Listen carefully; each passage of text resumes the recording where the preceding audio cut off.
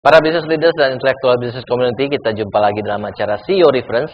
Kali ini kita akan membicarakan satu topik sangat menarik dari Harvard Business Review bulan Februari tahun 2008. Mengapa saya katakan topik ini sangat menarik? Karena kita tahu banyak di antara kita, banyak sekali orang yang ingin menjadi entrepreneur.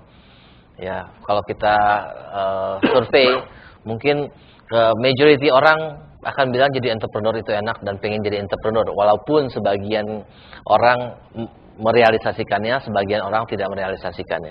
Tapi kalau kita tanya kepada orang yang ingin menjadi entrepreneur ataupun orang yang sudah menjadi entrepreneur, apa sih yang Anda cari jadi entrepreneur? Umumnya orang akan mengatakan jadi entrepreneur itu enak karena bisa jadi kaya, ya, jadi kesempatan untuk mendapat uang banyak itu ada. Dan juga motif yang kedua adalah bahwa jadi entrepreneur itu meningkatkan self esteem karena menjadi pimpinan dari perusahaannya sendiri dan punya power, ya, jadi punya control terhadap perusahaannya, dan itu akan membuat dirinya menjadi bangga dan punya self esteem. Jadi umumnya adalah dua faktor tersebut yang mendrive orang ingin menjadi entrepreneur ataupun menjadi entrepreneur. Bukan hanya ingin, tetapi benar-benar menjadi entrepreneur. Dan banyak sekali entrepreneur yang masih dalam impiannya bahwa jadi entrepreneur itu bisa mendapatkan uang banyak sekaligus bisa mendapatkan kontrol sehingga bisa bangga, ya. Tetapi artikel Harvard Business Review ini bisa menjadi satu pukulan bagi Anda yang berpendapat demikian, karena menurut studi yang dilakukan oleh Noam Wasserman, penulis dari artikel Harvard Business Review ini, mengatakan bahwa entrepreneur yang bisa mendapatkan keduanya sekaligus, yaitu uang dan power sekaligus, itu cuma sedikit sekali. Boleh dibilang very handful. Dan yang lain adalah harus memilih apakah dia mau menjadi rich, mendapatkan potensial uang sebanyak-banyaknya, atau dia menjadi king. Menjadi king itu berarti dia punya power, tapi ya yang namanya potensial uang dia harus forgo, harus lupakan.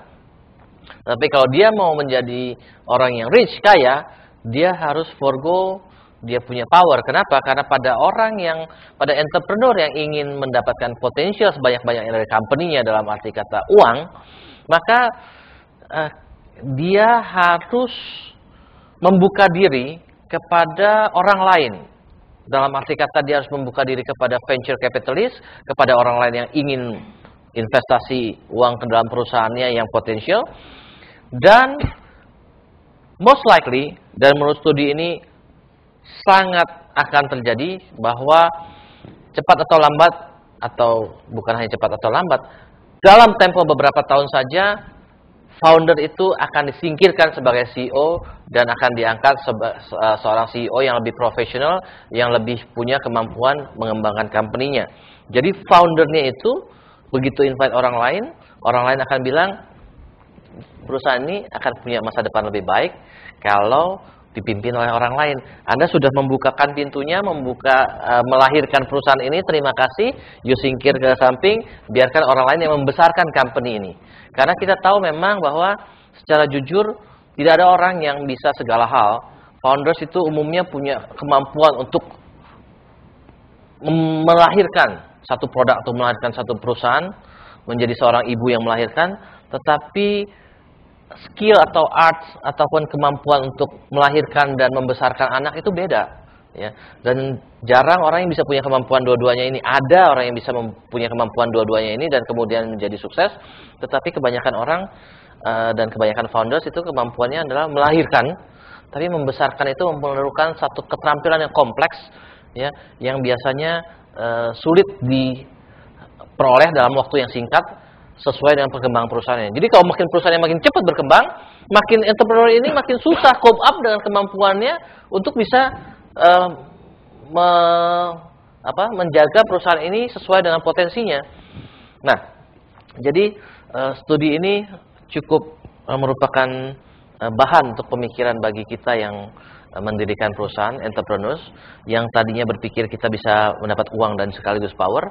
Kita harus berpikir balik bahwa kita ingin jadi apa nih, yang potensial ataupun yang prioritas buat kita, apakah kita ingin mendapatkan uang sebanyak-banyaknya, atau sebenarnya yang kita inginkan sebenarnya power. Biarlah perusahaan kita bantut sebesar apapun juga, asal tetap saya yang punya perusahaan ini, saya yang mengambil keputusan.